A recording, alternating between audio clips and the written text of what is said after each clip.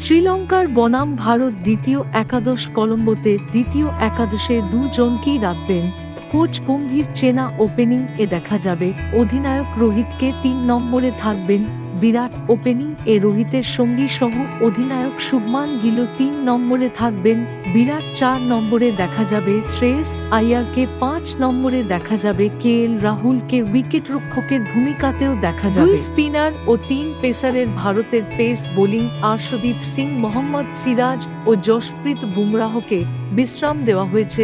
শ্রীলঙ্কা সফরে তৃতীয় pace bowling ডান হাতি হর্ষিত রানা। কলম্বো স্টেডিয়ামের উইকেটে সাহায্য থাকে স্পিনারদের জন্য স্কোয়াডের ২ সেরা স্পিন অস্ত্রকে বাম হাতি অর্থোডক্স স্পিনার অক্ষর প্যাটেল ও চায়নাম্যান স্পিনার কুলদীপ যাদব খেলবেন।